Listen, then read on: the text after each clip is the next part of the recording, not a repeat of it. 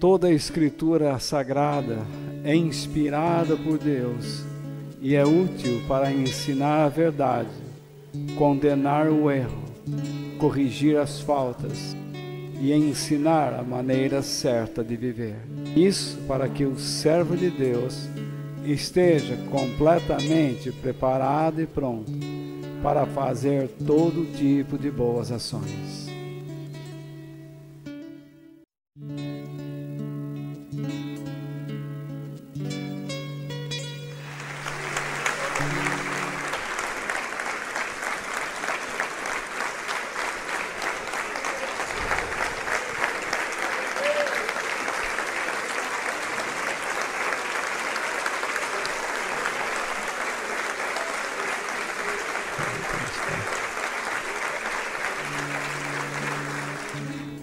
Eu quero dar sequência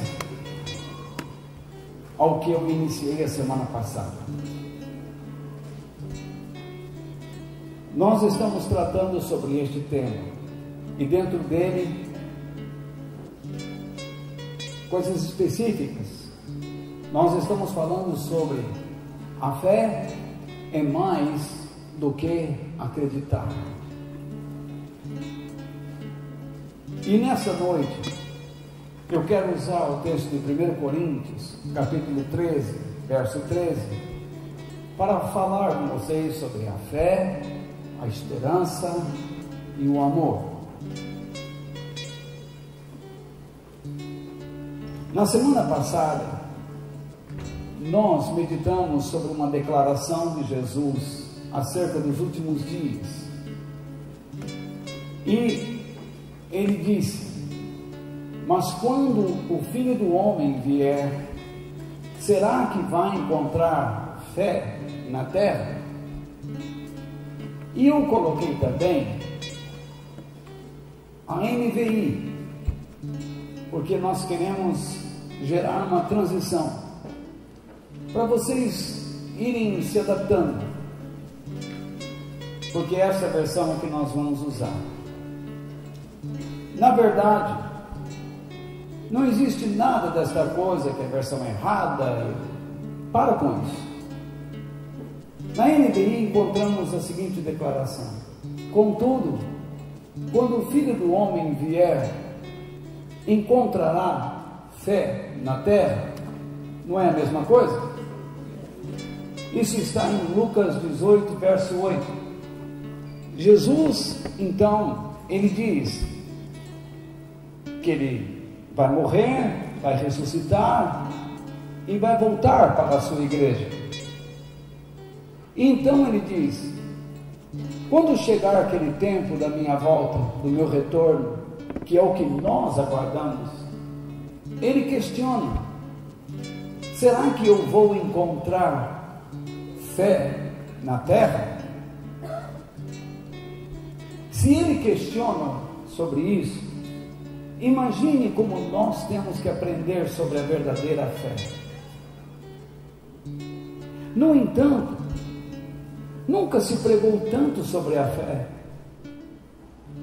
Você liga o seu aparelho de televisão, você procura um programa religioso, de qualquer religião, eles estão falando sobre fé.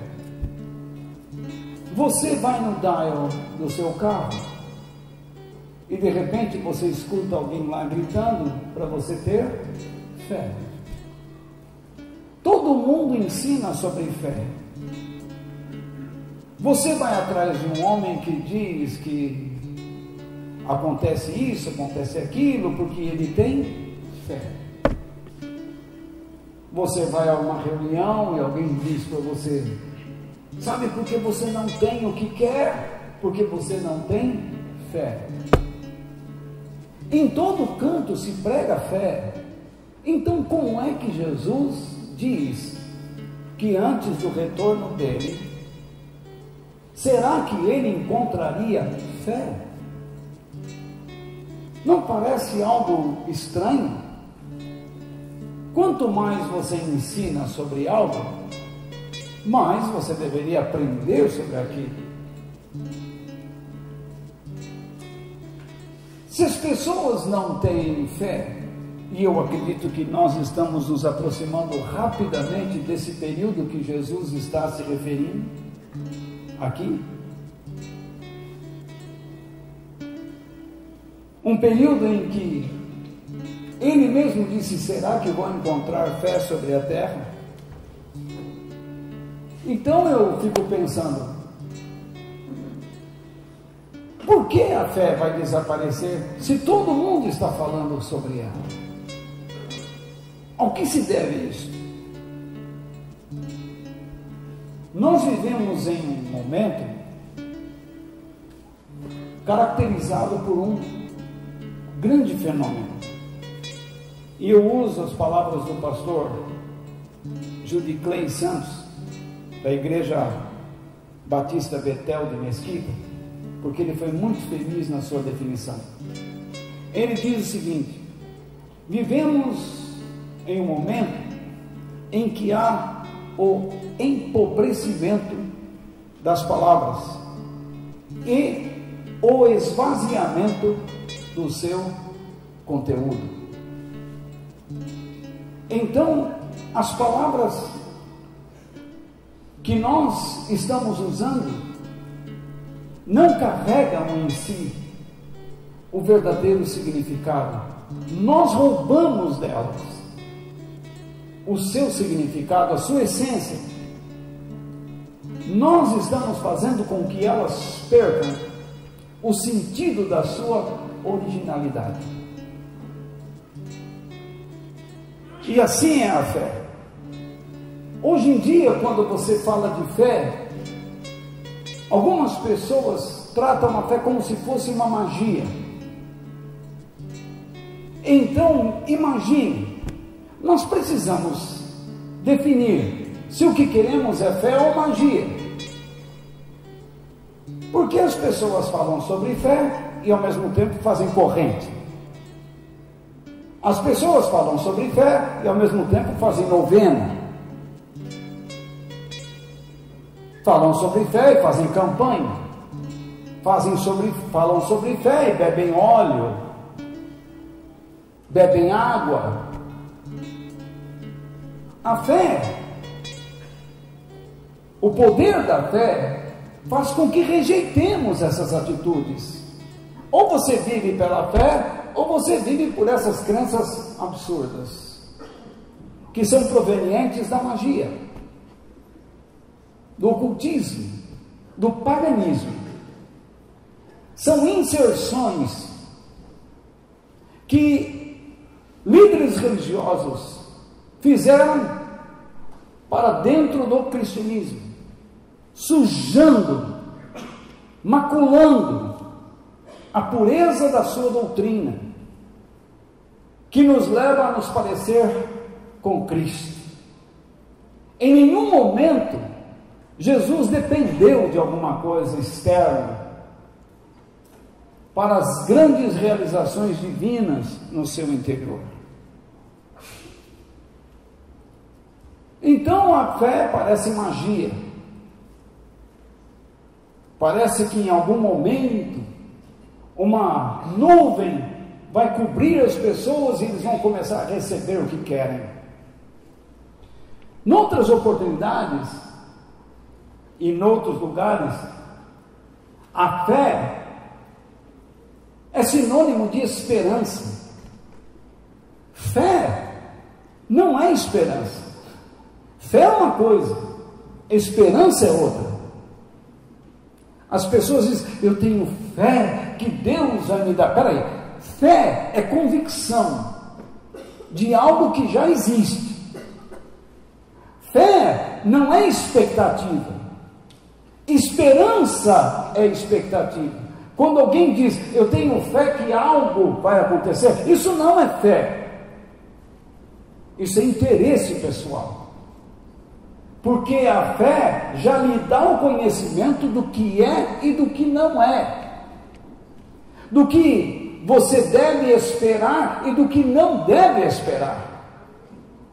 A fé nos dá um caminho seguro, um caminho concreto, muito claro. E às vezes nós podemos não gostar do caminho que a fé nos apresenta. É dito então, em muitos lugares, se você tiver fé, você vai receber aquilo que o seu coração deseja. Esse tipo de frase parece glorificar, exaltar, enobrecer a Deus. Mas quando você pensa meticulosamente no que está dizendo, você percebe que esse tipo de declaração não engrandece a Deus. Muito pelo contrário, distorce o seu caráter, torna o Deus Todo-Poderoso em um ser subserviente, em alguém que precisa obedecer à criatura que ele criou. Isso está errado. Imagine você emprega alguém a um trabalho e você tem a experiência máxima naquele setor para o qual você empregou alguém, porque agora você tem condições, e então você vai ensinar essa pessoa a trabalhar ali, e de repente ele começa a dizer a você o que deve ser feito. Então há uma inversão de posições aí. Ora, se a pessoa realmente tem muita experiência na vida comum de nós, pobres mortais, nenhum problema em aceitar algum conselho. Concordam comigo? No entanto, no que se refere a Deus, a Bíblia diz: quem somos nós para darmos conselhos a Deus? Quem somos nós para ensinarmos o jeito de realizar as coisas ao Todo-Poderoso? Nós, segundo a palavra de Deus, nós somos o barro e Ele é o oleiro. Oleiro é a pessoa que faz o vaso a partir da pissarra, da terra misturada com água. Então, ele dá o formato, ele decide que tipo de vaso seremos. E então, segundo a sua decisão, é o que nós devemos ser. Então, por isso eu digo a você que certas declarações dentro das igrejas destroem a fé, acabam com a vida cristã e deixam de lado todo o conteúdo deste livro que Deus conservou pelos séculos, livro que foi queimado abundantemente, estraçalhado, rasgado. Pessoas que escreveram partes desse livro com o seu próprio sangue, a fim de que pessoas pudessem ter contato com a palavra de Deus. Então nós não podemos tratar esse livro, o que está escrito aqui, com desdém, como se fosse isso aqui uma mera obra do acaso. Isso aqui é um milagre. O que eu tenho em minhas mãos é um milagre. É algo sobrenatural. É algo que atravessou mares tempestuosos. Este livro atravessa os séculos como um mar, como o povo de Israel atravessou o Mar Vermelho. Quem tenta perseguir este livro vai perceber que as terras que ele anda vão se tornar como areia movediça. Mas as pessoas que seguem as palavras deste livro passarão por um caminho estreito, mas por terras firmes, e sairão do outro lado com a graça de Deus.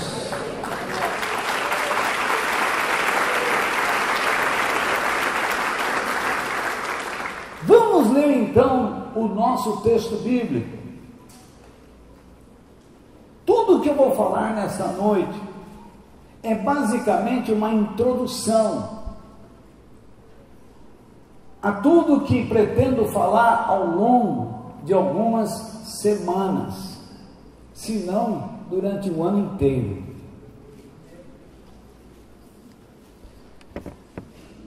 Então veja só, vou fazer o possível para não gastar o ano nesse assunto, mas vou gastar boa parte dele,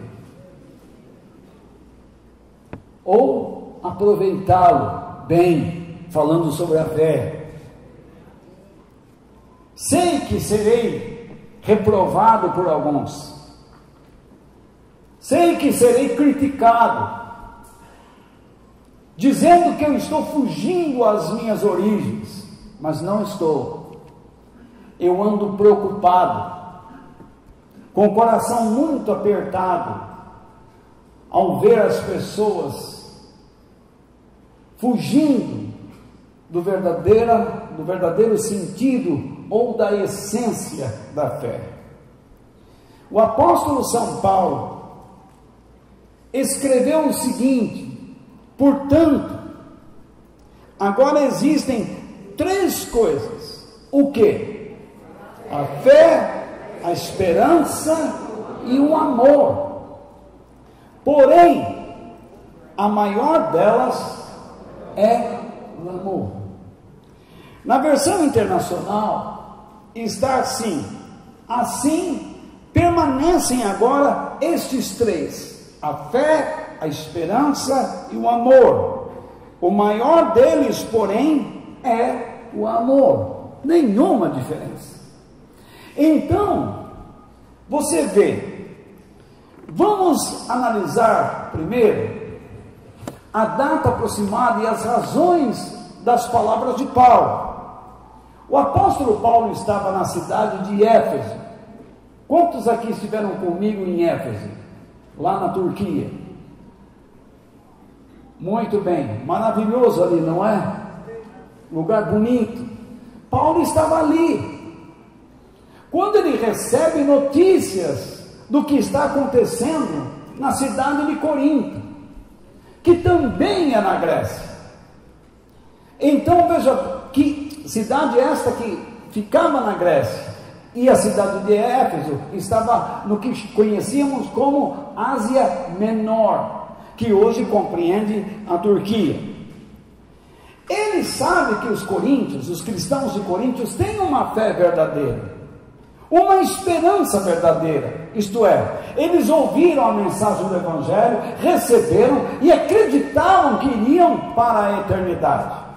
No entanto, imagine, era apenas um ano 57º depois da morte de Cristo, e falsos líderes já estavam dentro da igreja ensinando coisas erradas. Para você ver como o inferno, ele persegue o cristianismo. Basta ver alguns políticos aqui no país que chegaram ao ponto de sugerir e retirar da Bíblia certas páginas, porque lhes foi tirado da própria vida a vergonha e o pudor. Por isso eles pensam assim, porque são sem vergonha. Então veja bem, Paulo, ao ouvir o que estava se passando na igreja de Corinto, ele percebeu que lá eles estavam demonstrando muito orgulho pessoal. Os dons espirituais não estavam sendo praticados devidamente para exaltar a Deus, estavam sendo praticados incorretamente para exaltar as pessoas que o manifestavam. Então, eles também não se preocupavam uns com os outros, e Paulo os repreende, a fim de que eles retornassem para os caminhos originais, caminhos estes que faziam com que as pessoas olhassem para Jesus. A igreja não tem que olhar para prosperidade, dinheiro, fama, tem que olhar para Jesus. Nós nos reunimos para olharmos para Jesus, aprendermos a olhar para Ele. Se você vai ganhar mais dinheiro, isso é uma ação pessoal de Deus na sua vida. E Deus não apenas lhe ensinará particularmente o caminho de um crescimento econômico, mas Ele também lhe ensinará a responsabilidade sua para com o Evangelho nesse crescimento da sua vida financeira. Se você vai se casar ou não vai, se você vai namorar ou não vai, Deus vai falar com você pessoalmente. Eu não tenho que fazer uma reunião para chamar pessoas que estão aí sentimentalmente arrasadas. Eu tenho que aproveitar cada situação e ensinar as pessoas como elas devem proceder com relação a várias áreas de sua vida, inclusive a sua área sentimental. Deus diz: olha para Jesus, se comprometa com Ele, aprenda a obedecê-lo, e você vai sendo curado. É a mesma coisa de eu colocar um copo com algum líquido colorido debaixo de uma torneira pingando. Com o tempo, a água cristalina tomará conta do copo, porque ela fará com que aquele líquido transborde e fique a água pura. É isso que eu tenho que fazer com vocês.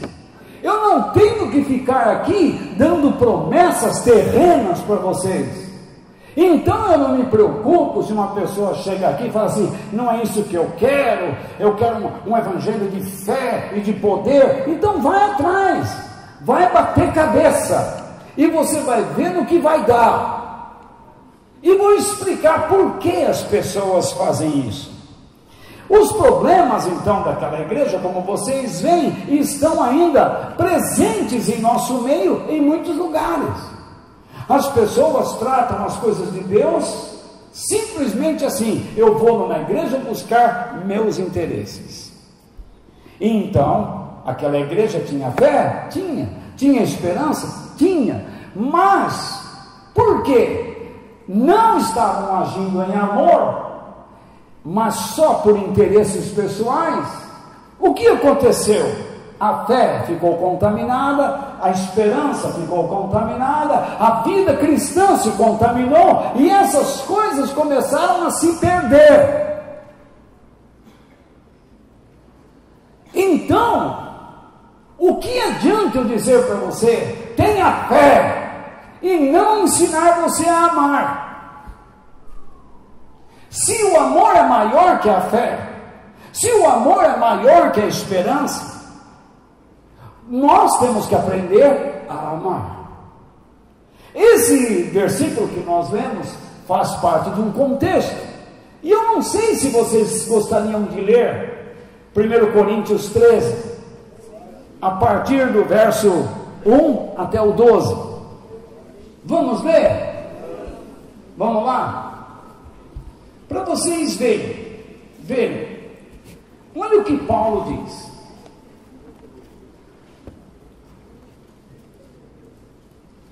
Já está aberto lá? Vocês estão comigo mesmo? Sim. Então vejam. Nós vamos ler na Nova Tradução da Linguagem de hoje. Então veja só, eu poderia falar todas as línguas que são faladas na terra e até no céu, mas se não tivesse amor, as minhas palavras seriam como o som de um gongo, ou como o barulho de um sino. Quer dizer, nada. Um som, não é isso? Poderia ter o dom de anunciar mensagens de Deus, ter todo o conhecimento, entender todos os segredos e ter tanta fé que até poderia tirar as montanhas do seu lugar. Mas, se não tivesse amor, eu não seria nada. Então, eu vejo pessoas dizendo assim: tenha fé e diga a este monte, sai daqui, joga para lá. Jesus ensinou isso, mas ele ensinou as pessoas a amarem. Lembra o sermão da montanha? Mateus capítulo 5, 6 e 7 são princípios do amor. Então veja lá, poderia dar tudo o que tenho e até mesmo entregar o meu corpo para ser queimado. Olha, ele vai se aprofundando. Agora ele está falando de uma vida sacrificial. Mas se eu não tivesse amor, isso não me adiantaria nada. E então ele começa a dizer: por que o amor é mais excelente do que a fé? Por que o amor é mais excelente do que a própria esperança? Por que o amor é mais excelente do que tudo? Então ele diz: quem ama, agora a gente passa vergonha aqui. Quem ama é paciente e bondoso. Quem ama não é ciumento, nem orgulhoso, nem vaidoso. Quem ama não é grosseiro, nem egoísta. Não fique irritado, nem guarda mágoas. Quem ama não fica alegre quando alguém faz uma coisa errada. Já viu aquela história? Bem feito, caiu a cara. Não sou eu que estou dizendo, é a Bíblia. Eu digo para você, quando nós nos deparamos com a Bíblia, nós nos sentamos diante de um juiz. Ou então a Bíblia é o promotor público, que vai lascar a gente. Então, continuando. Mas se alegra quando alguém faz o que é certo. Já viu gente fazendo? Ele fez aquilo lá, deu certo, ele está pensando que é quem? Quem ama nunca desiste, porém suporta tudo com fé. Então, repare, a fé não é que dá força ao amor, o amor dá força à fé, porque a fé é construída sobre as estruturas do amor. Então veja lá, porém suporta tudo com fé, esperança e paciência, que é a mesma coisa de perseverança. Porque paciência aqui não é ficar sentado dizendo assim: ó céus, ó terra, ó vida. É estar fazendo algo. Então, o amor é eterno. Existem mensagens espirituais, porém elas duraram pouco. Existe o dom de falar em línguas estranhas, mas acabará logo. Existe o conhecimento, mas também terminará. Pois os nossos dons de conhecimento e as nossas mensagens espirituais são imperfeitos. Nem ao sermos usados por Deus, podemos dizer que algo foi tão maravilhoso assim. Foi coberto de imperfeição. Mesmo quando eu estou compartilhando com vocês, eu preciso atentar muito, porque todo ensinamento é carregado de imperfeição. A qualquer momento eu posso dar uma opinião pessoal e estragar alguma coisa.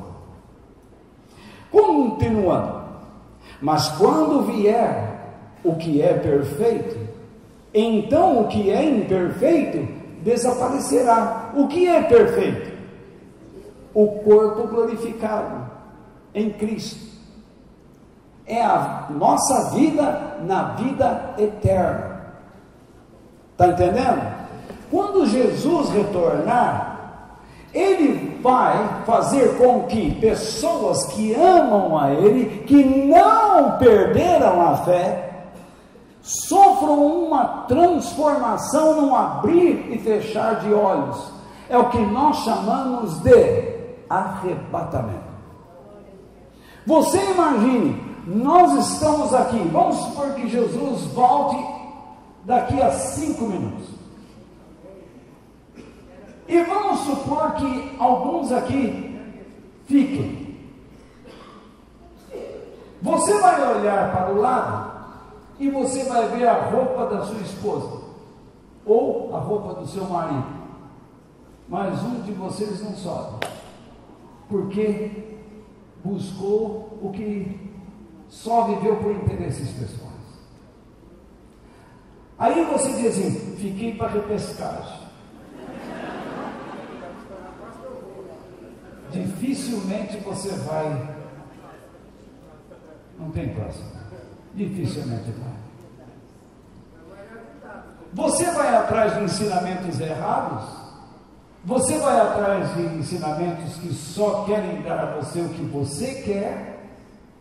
O seu lugar então é aqui no mundo, não é lá. Você viveu como um ganancioso, você viveu como uma pessoa mesquinha. Deus pediu que você repartisse com Ele, mas você nunca repartiu.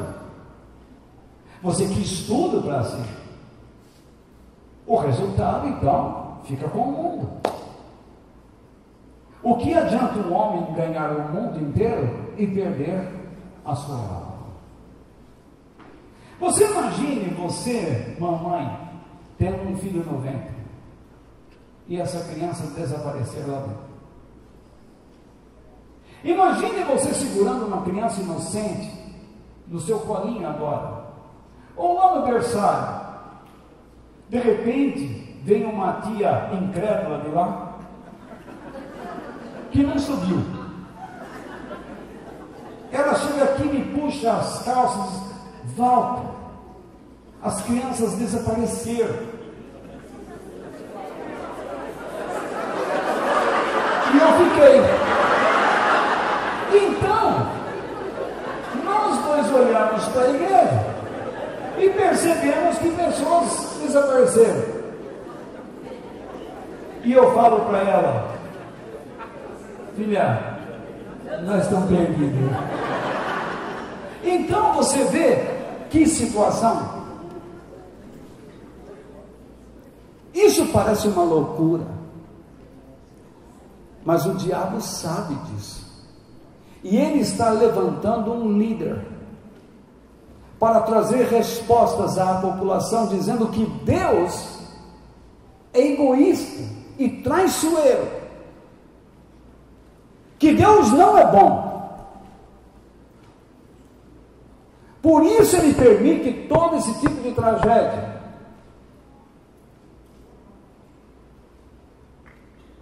E vocês vão ver já já o que o amor é capaz de nos ensinar. Então o apóstolo Paulo diz: quando eu era criança, falava como criança, sentia como criança e pensava como criança. Agora que sou adulto, parei de agir como criança. Como é que uma criança age? Dá. E um adulto age como? Tó. Ou então, não. E a criança faz o quê?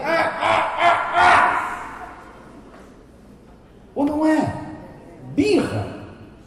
Ela é incapaz de entender, de compreender a posição de seus pais. Ela não aceita a situação que foge ao seu controle, que foge aos seus desejos pessoais. É isso que ele está dizendo aqui. Muitas pessoas têm o cristianismo como um meio para alcançar desejos pessoais. Isso é papel de criança. Então ele diz: o que agora vemos é como uma imagem imperfeita, num espelho embaçado, mas depois veremos face a face. Agora, o meu conhecimento é imperfeito, mas depois conhecerei perfeitamente, assim como sou conhecido por Deus.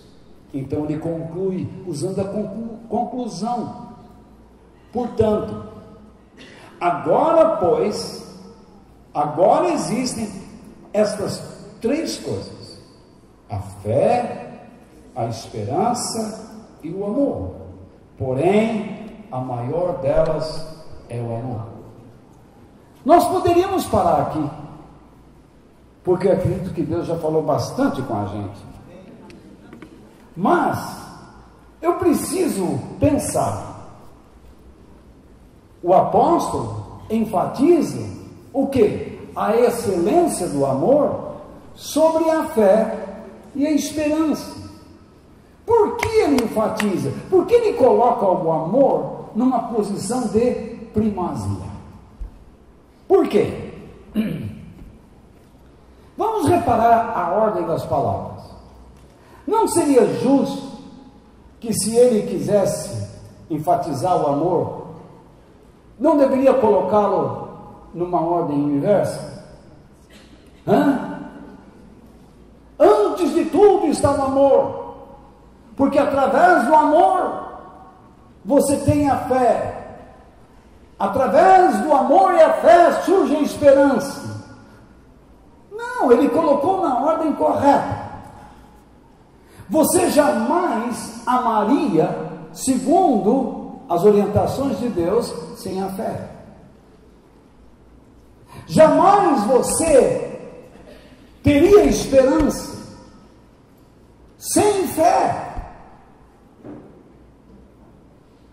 O cristianismo não começa com um ato de amor, começa por um ato de fé da nossa parte, um ato de amor de Deus e um ato de fé, de confiabilidade da nossa parte, e às vezes com uma certa desconfiança.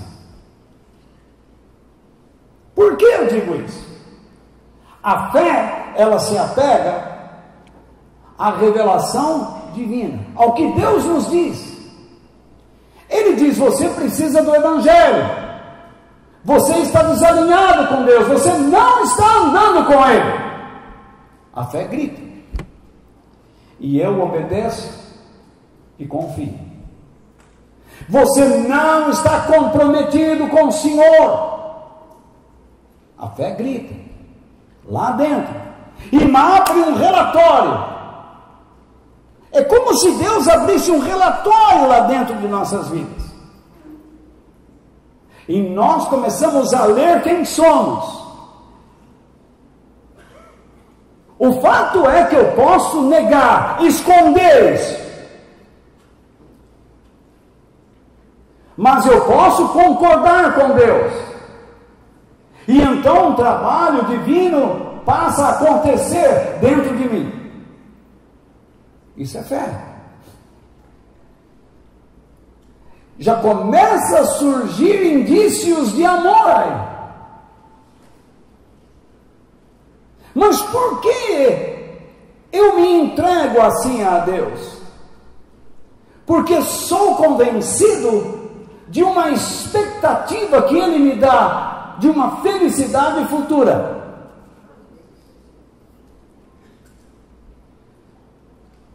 A fé faz com que eu me assente sobre a mensagem da palavra de Deus.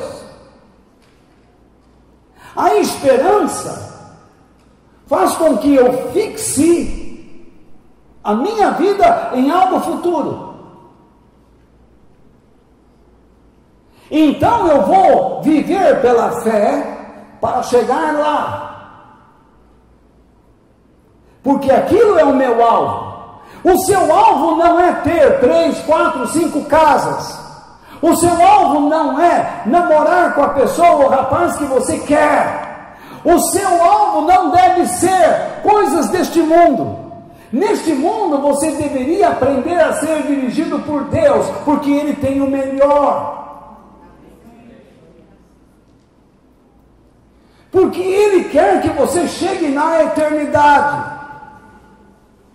Mas os líderes religiosos não pregam isso, porque eles têm medo que as pessoas vão embora de suas igrejas. Eles pregam que você, quando confia em Deus, vai receber tudo o que você quer nesta vida. Tudo que você recebe de Deus nesta vida são bênçãos, sim. Mas são bênçãos sobre as quais você não deve se agarrar, porque elas não representam o futuro de suas vidas. Você conseguiu comprar uma fazenda, um avião, um barco, uma nave espacial? Que bom! Você pagou tudo ontem.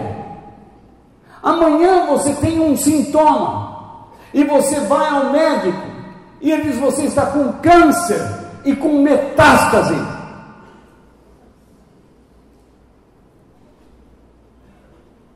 O que você faz?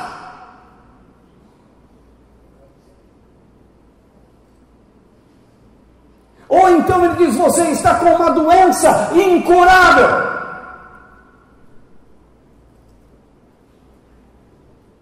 O que você faz? Tudo aquilo que você conseguiu vai me devolver a saúde? Você se casou, teve netos, filhos e netos. Você diz: agora sim. Você faz festas e reúne a família. Daqui a pouco o médico diz: o teu coração está parando. E você é novo, e você olha para a sua família e diz: eu queria tanto aproveitar. E ele diz: você só tem 4 meses de vida. E agora? Gente, vamos lidar com a realidade aqui.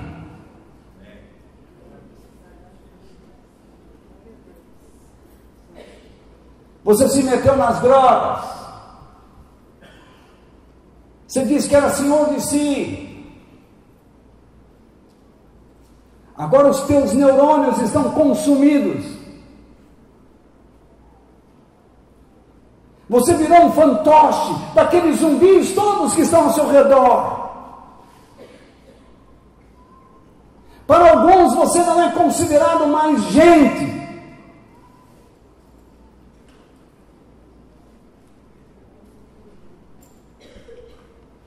E então, em vez de você se concentrar, você se revolta e se afunda cada vez mais nas drogas. Mas Deus está gritando pela sua vida: venha para os meus braços, diz Ele. Deus não quer tirar tudo que você conseguiu, mas Ele diz: filho, filho meu, me dá o seu coração.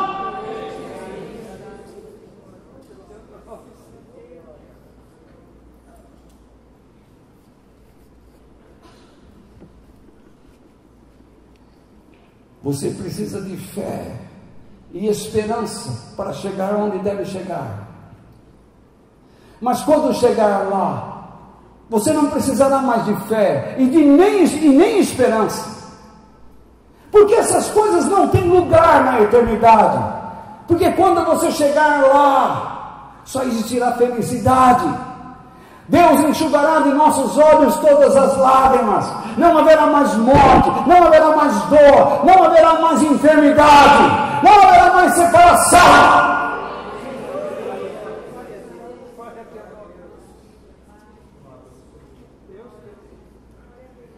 Isso é o Evangelho.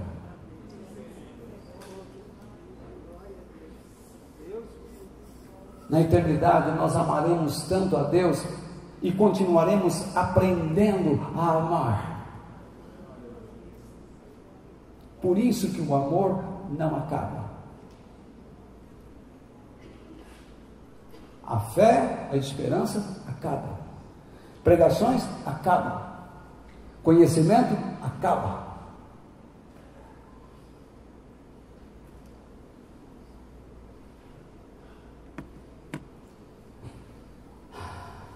O apóstolo Paulo nos fala algo em Romanos capítulo 5, versículos 2 ao 5, e eu vou começar pela NVI, preste atenção aqui nos slides. Depois leremos na nossa versão, que estamos acostumados, para vocês verem que não tem nada diferente.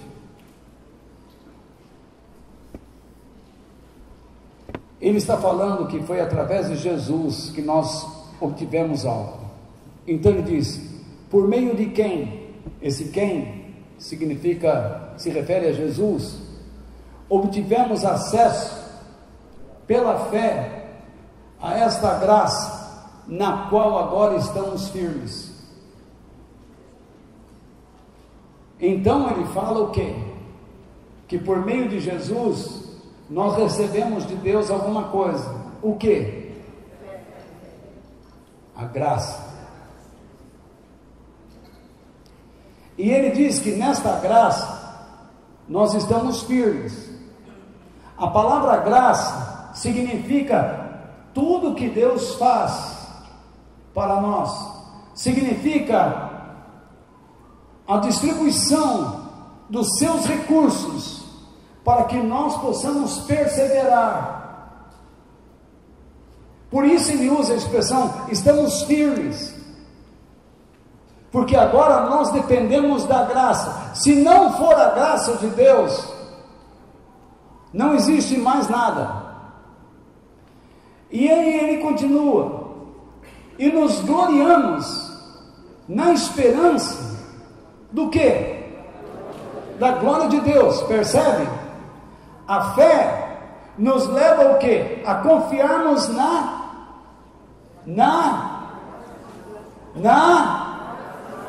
não esperança, na graça. A esperança nos leva a olhar para o quê? Para a glória de Deus. É só você olhar. Jesus nos deu o quê? Fé, para permanecermos no quê? Na graça. E uma vez que nós desfrutamos dos recursos da graça, nós temos a esperança de um dia vermos o quê? A glória de Deus. Então, não só isso, mas repare agora nessa conjunção adversativa, mas também nos gloriamos no quê? Isso esses pregadores não falam. Eles dizem que você tem que se entristecer com sofrimento, porque se vocês passam por sofrimento, vocês estão longe de Deus. Você vê a dificuldade que é ensinar sobre a fé nos dias atuais, porque vocês estão sendo enganados por embusteiros, por pessoas que abandonaram o caminho de Deus e se travestiram de pastores e bispos e apóstolos, mas do inferno.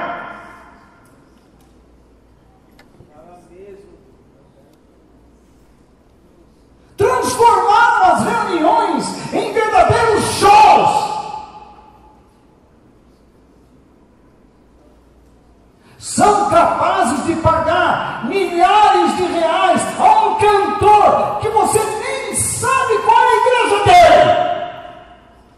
não são capazes de pagar uma conta d'água para alguém que está tendo aquela conta, aquela água cortada na sua casa.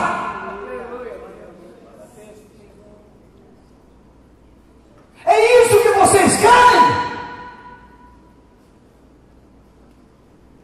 Isso não dá nojo.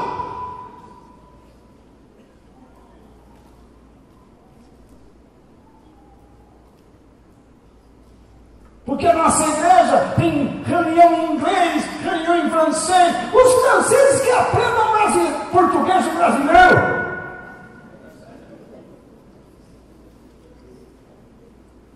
Porque você não está vivendo na França, você está vivendo no Brasil, ué.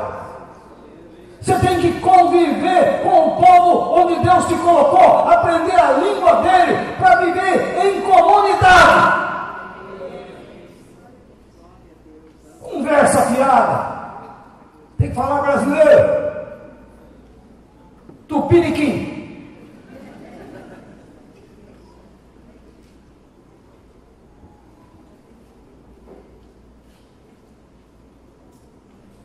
Fica esses pastores estereotipados.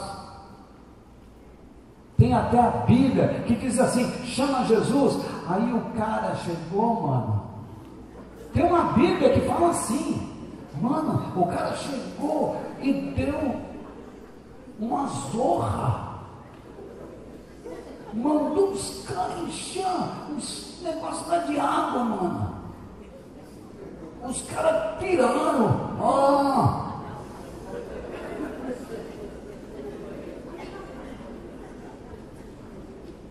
É contra isso que a gente tem que se colocar. Estão perdendo o respeito. Nós estamos aqui na presença do Todo-Poderoso, que criou o céu e a terra, e por causa da sua misericórdia, nós desfrutamos da sua presença e da sua graça, e do seu Espírito que habita dentro de nós.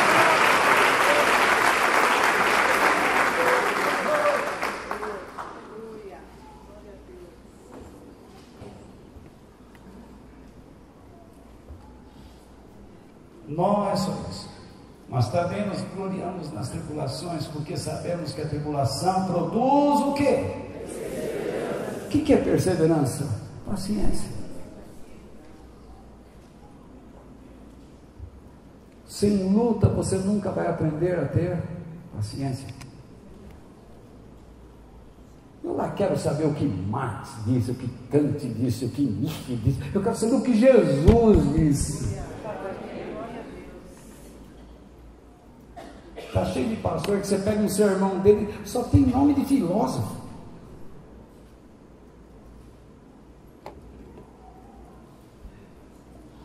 A perseverança, um caráter aprovado. E o caráter aprovado gera o quê? Esperança. Então, veja lá. A tribulação produz perseverança. A perseverança produz caráter aprovado se você ficar firme onde? Na graça e não perder a esperança futura. Então, o caráter aprovado produz o quê? Esperança. Voltamos lá, está vendo? Olha. Está vendo aí?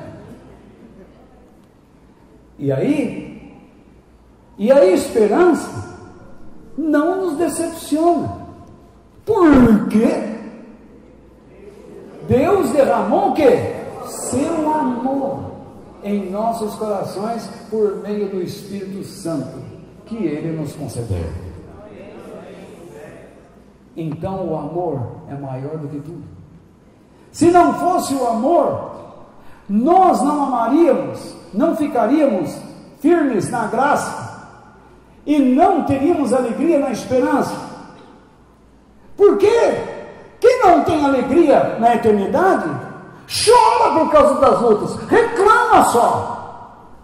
Só vive atrás de corrente, campanha, novena, atrás de comprar água ungida, benzida, toalha, é o sabonete da fé, é o desodorante que espanta os morcegos e os demônios do sovaco.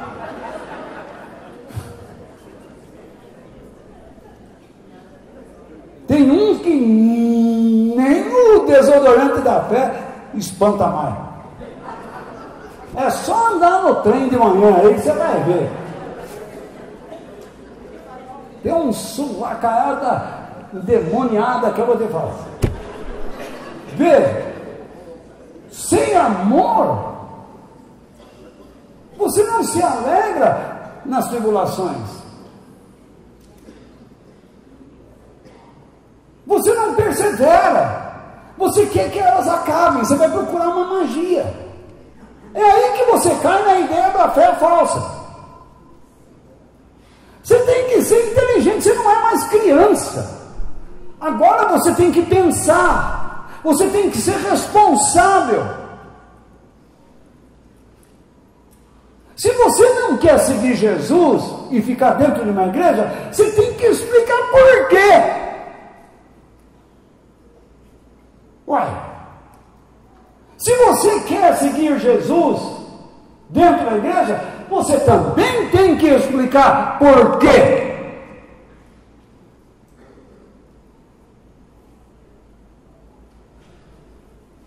Você vai namorar com uma moça, tem que explicar para ela por quê. Você não vai chegar lá, trombei, gostei, amei.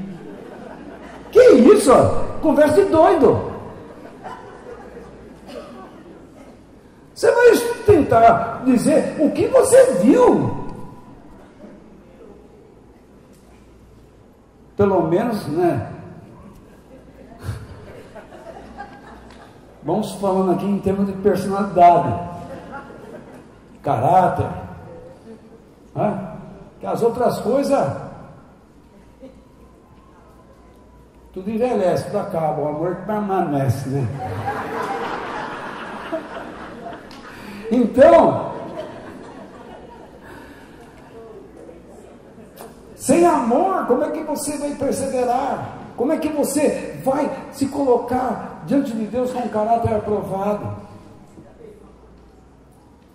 Enfim, vamos ler na NTLH. E eu vou fazer algumas considerações aí. No versículo 2. Veja bem, o versículo 2 é tudo isso. Tá? Tá aí. Vamos ler? Foi Cristo quem nos deu, por meio da fé, o quê? Esta vida na graça de Deus. Então, nós recebemos a graça de Deus por meio de quem? Da fé em Cristo. E agora, continuamos firmes nessa graça e nos alegramos na esperança de participar da glória de Deus. E eu pergunto, a fé nos deu acesso ao quê? À graça. Agora, ainda no verso 2, em que nós devemos estar firmes? Ou sobre o que nós devemos estar firmes? Na graça. Independente da situação, porque lembra que ele vai falar daqui a pouco, nós já vimos, ele vai falar sobre tribulação. Então, você passar por luta não significa que você está longe de Deus, significa que você está longe de Deus se você não ficar firme na graça. Entendeu, Zé? Vamos lá. A graça divina nos leva a qual atitude?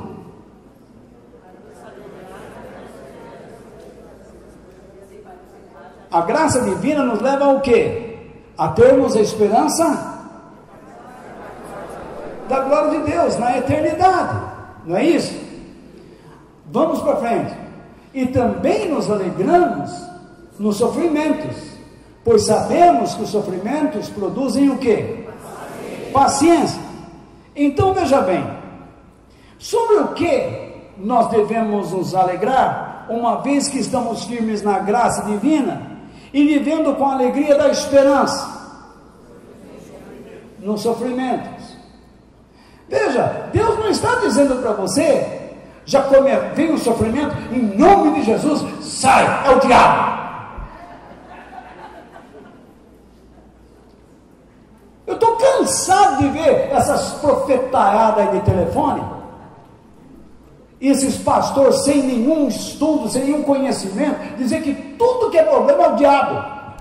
O diabo é ele, e a mulher dele é a diaba.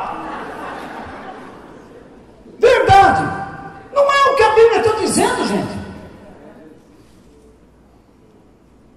Por isso que eu digo, ficar diante da Bíblia é passar vergonha. Eu entendo porque os cristãos não gostam de ler a Bíblia, não gostam de estudar a Bíblia, porque passa vergonha. É demais, é uma vergonha atrás da outra. Então, veja lá, quando Deus, veja lá, aprova o nosso caráter, por causa da nossa perseverança, então nós temos dentro de nós a esperança. E aí, não lembro qual, a paciência traz o quê? A aprovação. A paciência é o quê? Perseverança. Quando você é perseverante e firme na graça de Deus, você não quer desobedecer a Deus, ainda que esteja passando por lutas, e você depende dos recursos de Deus, e não dos recursos mundanos, Deus aprova a sua atitude, e te enche de esperança. Sabe por que algumas pessoas já desistiram? Se entregaram às suas síndromes, aos seus traumas, às suas depressões, perderam a esperança? Porque não são obedientes. Eles não são firmes na graça de Deus. Eu estou falando de coisas que o ser humano cria, não estou falando de coisas clínicas. Nós temos a mania de enchermos a nossa cabeça com lixo, e ficamos aí sufocados com mau cheiro. Essa esperança não nos deixa decepcionados, pois, e ele explica por quê. Pois Deus derramou o seu amor no nosso coração. Ele diz: o amor que eu derramo em vocês prova que eu dei a vocês a graça para chegar na eternidade.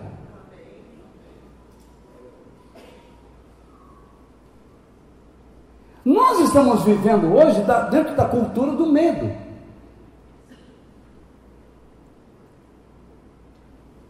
Eu não como aquilo porque aquilo vai me matar. Eu não bebo aquilo porque aquilo vai me levar para não sei para onde. Eu não respiro porque não sei o quê. Eu não vou para tal lugar porque... Se você puder evitar certas coisas por causa da sua saúde, evite. Mas você não pode criar uma cultura de medo. Porque Deus pode pedir que você vá em tal lugar. Por exemplo, eu fui numa região que comia macaco.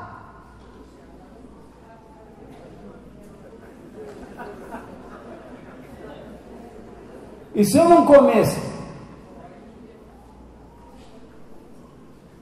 Ontem eu dizia para Denise assim, uma vez eu estava na casa de uma pessoa islandesa, que é um país mais próximo do Polo Norte, que pertence à comunidade europeia, que eles comem tubarão. Como que é? Toda a urina do tubarão fica na sua carne, então eles enterram o tubarão 3 dias. Aí a urina se espalha pela carne do tubarão. Aí depois eles tiram o tubarão e penduram o tubarão 3 dias. Aí ele apodrece. Aí eles picam o tubarão em pedaços. Gente, você precisa beber o Oceano Pacífico inteirinho para tirar o gosto do tubarão podre da boca.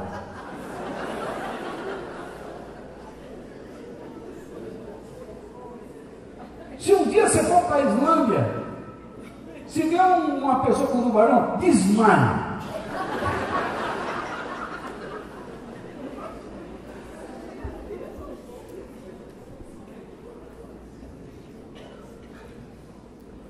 Você vai naqueles países andinos, existe um ratinho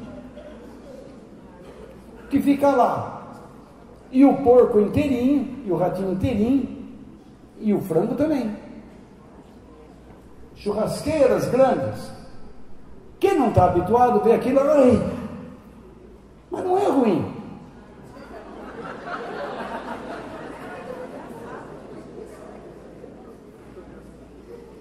E se você não comer, eles vão ficar bravos com você.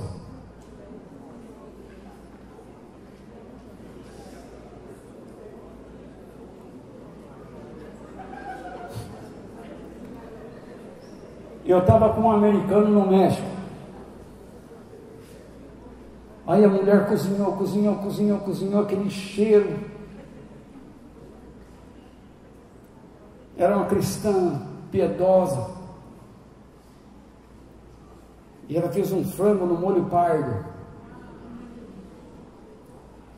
E o meu amigo americano disse assim: doutor, eu quero um bife. Você vai ver o bife que você vê. Veio a mulher naquele frango, naquele molho escuro. E ele olhou e disse: não vai dar. Come, rapaz. Você não vai fazer desfeita para a mulher não, hein? E ele comeu aquilo lá, depois ele foi vomitar. Mas aí eu dizia para ele: tem gente que come a sua comida e vomita, porque acha que a sua comida não presta. Esse mundo não é coisa de louco. Há certas ocasiões que você precisa confiar em Deus, como Jesus disse: se comer alguma coisa mortífera, acredite que não vai fazer nada.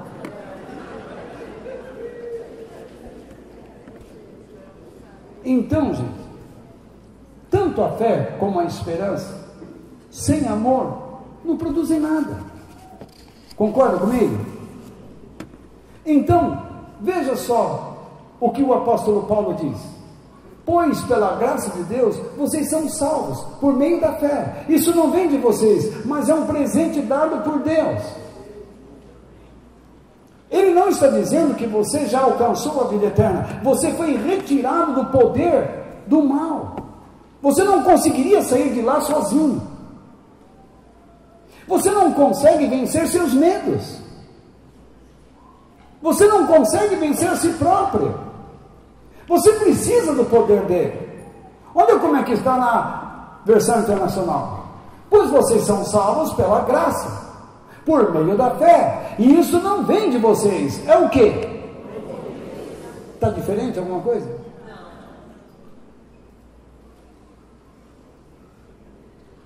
Eu estou colocando uma tradução mais moderna e uma que semelha um pouco à antiga, porque os antigos não ficam dizendo a fé, vocês estão falando isso porque a versão de vocês está errada. Não está nada lá. A mais moderna diz o mesmo que uma que se aproxima da antiga também diz. Eu não quero que haja dúvida. Então Paulo declara o seguinte: portanto, como é que vem a fé? Vem pelo ouvir. Ouvir o quê? A mensagem. E a mensagem vem por meio do quê? Da pregação a respeito de Cristo. Você decide se vai ouvir ou não vai ouvir. Mas nem sempre você ouve as coisas por amor. Vamos ver como é que está na versão internacional. Consequentemente, a fé vem por o quê? Ouvir a mensagem. E a mensagem é ouvida mediante o quê? A palavra de Cristo. Tem alguma diferença? Nada. Não dá para dizer eu não entendi. Como é que você pode achar que não precisa estar na igreja junto com os outros? Precisa ouvir. Quanto mais você ouve, mais fé tem. Isto é, se você ouvir com amor.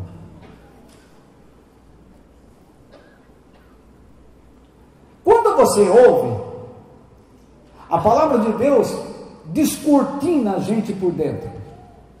E é como se fizesse um relatório, como eu já disse há pouco. Você é isso, você está assim. Você precisa disso. E nós aceitamos.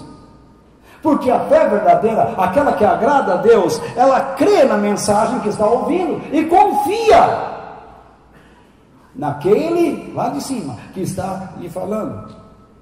E a mensagem de Deus começa a transformar a sua conduta espiritual e moral.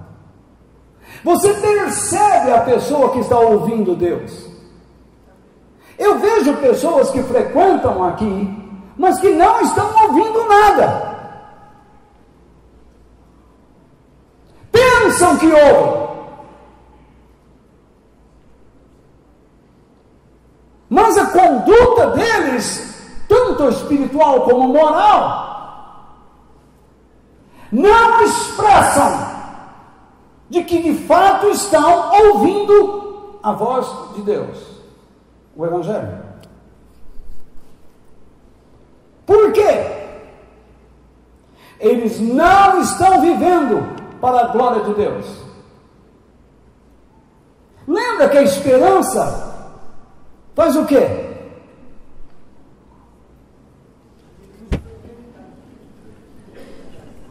A esperança faz o quê? Com que nós nos fixemos onde? Na eternidade, na glória de Deus. Mas veja o que o apóstolo Paulo diz: portanto, quando vocês comem ou bebem, ou fazem qualquer outra coisa, façam tudo para o quê? A glória de Deus. Vamos lá na NVI? Assim, quer vocês comam, bebam, ou façam qualquer outra coisa, façam tudo para a glória de Deus. Está diferente? Então, não me vem dizer, uma Bíblia diz uma coisa, outra Bíblia diz... Não diz nada. Fala tudo a mesma coisa. As pessoas não têm paciência para aprender, porque não querem. Porque não querem viver para a glória de Deus. Se a esperança me leva a olhar para a glória de Deus, a glória de Deus está sendo derramada agora também. Eu tenho que viver com a expectativa de que Deus manifestará a sua glória agora. Eu estou pregando para a glória de Deus, isto é, eu estou com a expectativa de que alguns ou muitos de vocês vão ouvir estas palavras e vão aceitá-las no coração e suas vidas vão mudar.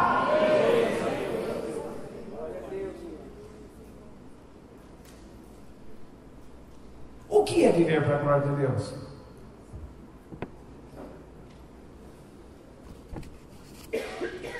Viver para a glória de Deus não é só um ato de fé, é um ato de amor, que é exercido pela fé. E essa fé é construída sobre os alicerces do amor. E uma vez que eu construo algo sobre o amor de Deus, então eu tenho a expectativa de ver a manifestação do seu poder e da sua graça.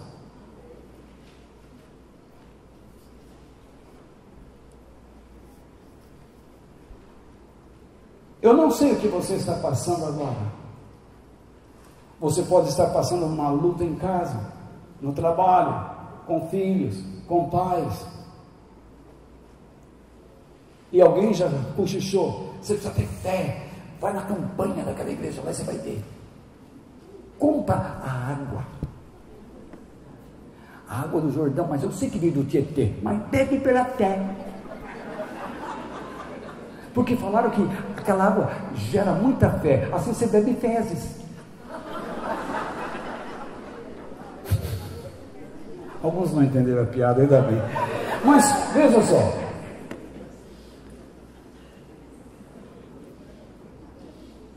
é muita sem vergonhice.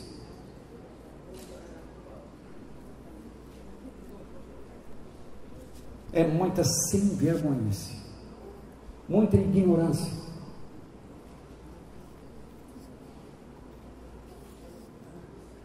Jesus ensinou que nós devemos amar a Deus e ao próximo. O ponto de partida do cristianismo é aí. Eu preciso me tornar um instrumento nas mãos de Deus e uma bênção para o próximo. Se eu estou passando por uma luta, a primeira coisa não é orar para sair dela. A primeira coisa é ter fé, confiança naquele em quem eu amo. Jesus disse aos discípulos quando começaram: o Senhor não se importa que a gente morra aqui nesse temporal? Jesus não falou nada com eles. Acalmou o vento, o mar, e disse: o homem de pouca fé, por que vocês são tão tímidos? Por que vocês são tão covardes diante das pressões? Todos nós vamos expressar covardia uma hora ou outra. Isso é próprio de nós.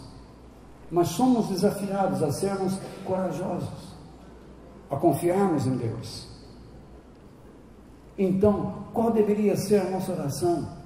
Senhor, como o Senhor agiria ou reagiria se estivesse no meu lugar, nesta situação? Você fica lá em casa, olhando para o quarto escuro.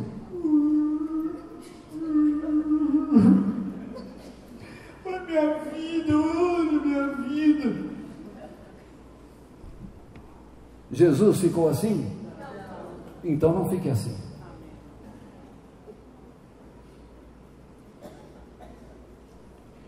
Jesus não meditava na palavra de Deus para ser mais inteligente?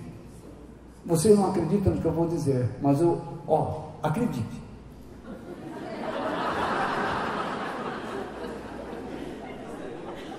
Todas as pessoas que meditam na palavra de Deus com sinceridade ficam mais inteligentes e adquirem algo que a inteligência não dá: sabedoria.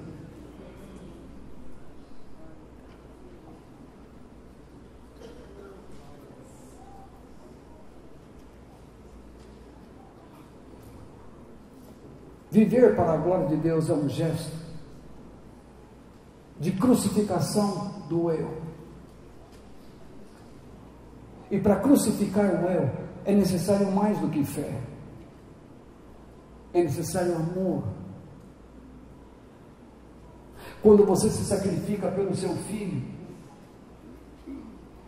você se sacrifica sabendo que ele não vai se endireitar, mas você se sacrifica pelo gesto do amor. Você o gerou, você o criou. Deus continua se sacrificando, chorando, vamos dizer assim, por pessoas que não vão amá-lo, que não irão respeitá-lo,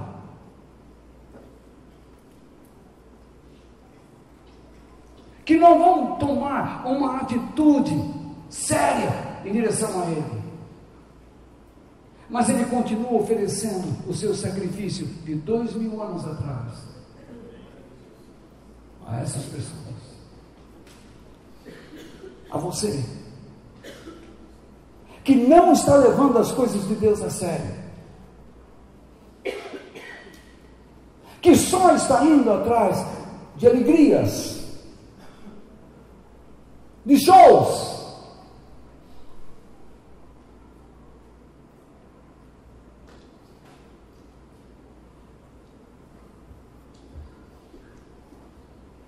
Se não existe amor, não existe fé.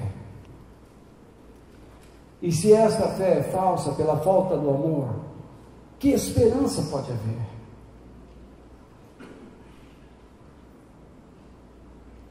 Você chega aqui para ouvir Deus ou para ouvir o que você quer?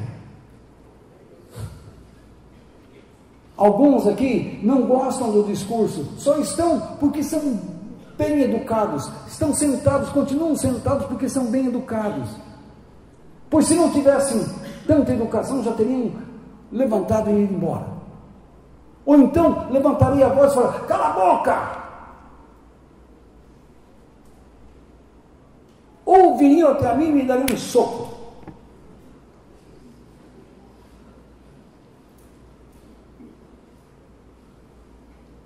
Mas algumas pessoas, daqui a um tempo, não estarão mais aqui.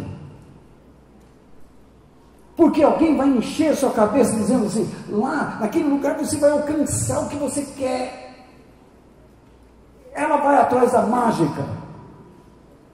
E não atrás de um processo de transformação que a levará para a eternidade. Porque ela não quer mais ficar firme na graça, nos recursos de Deus. Ela quer viver para os seus próprios interesses. Por isso a fé, ela não é antropocêntrica. O que é isso? É o que as pregações atuais nas igrejas tentam fazer, que o mundo está rodeando ao redor de você. Você é o centro. E tudo tem que ser favorável à sua vida, até a religião, até Deus. Quem mandou ele te colocar no mundo? Olha essas porcarias de hinos evangélicos que existem por aí. A maioria não vale uma pitada de fumo.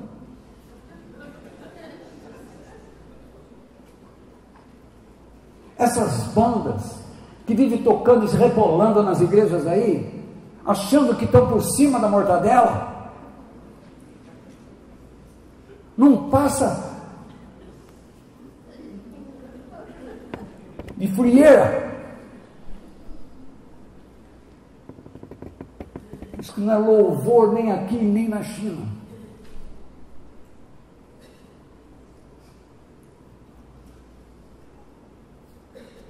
Músicas antropocêntricas que só visam um embalo. Vamos lá, pessoal, vamos animar o louvor. Animar o louvor?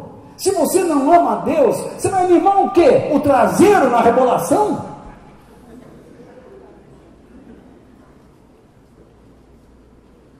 Na dancinha? Jesus!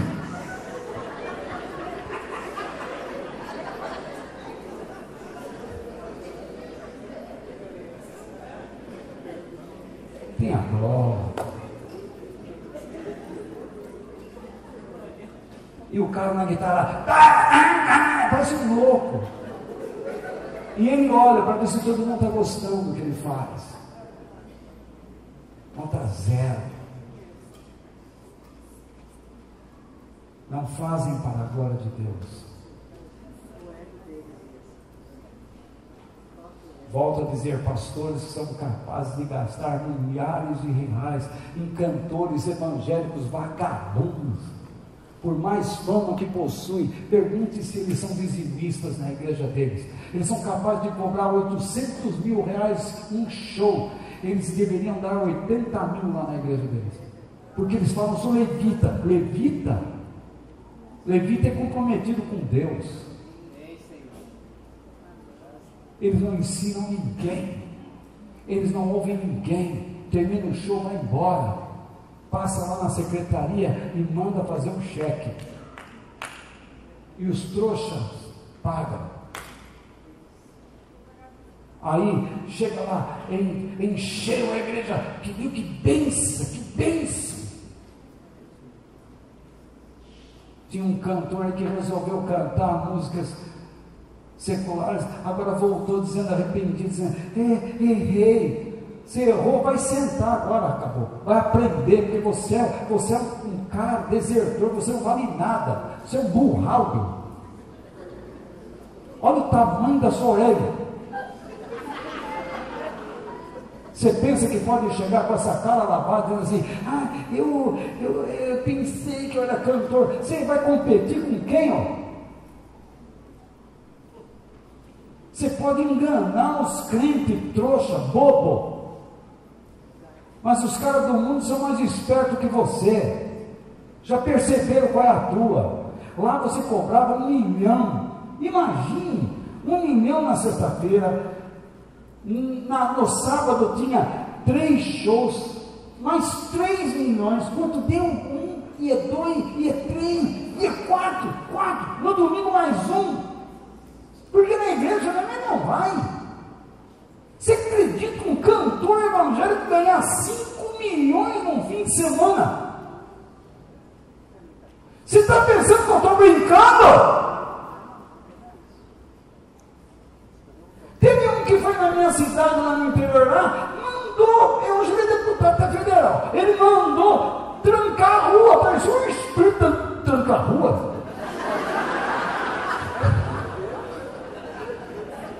Imagine uma coisa dessa. Mandou trancar a rua para ele entrar.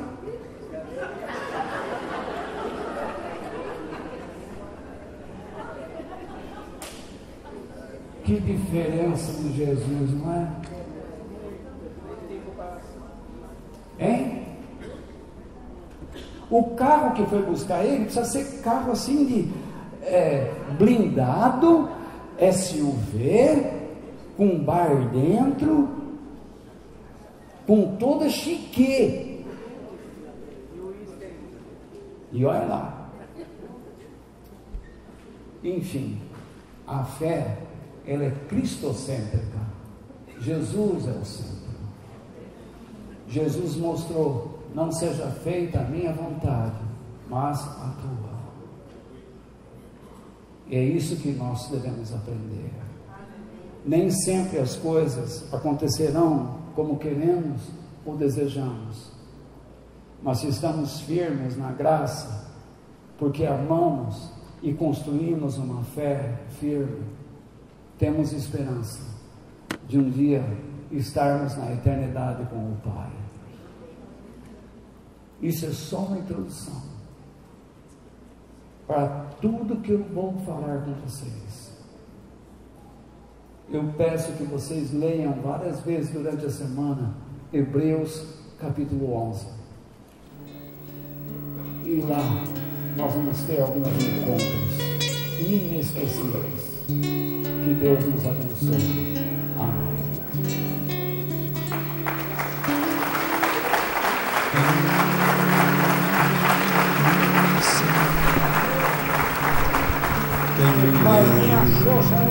Eu além de ti e na terra, em quem tenho mais prazer, não há outro Deus semelhante a ti, Senhor.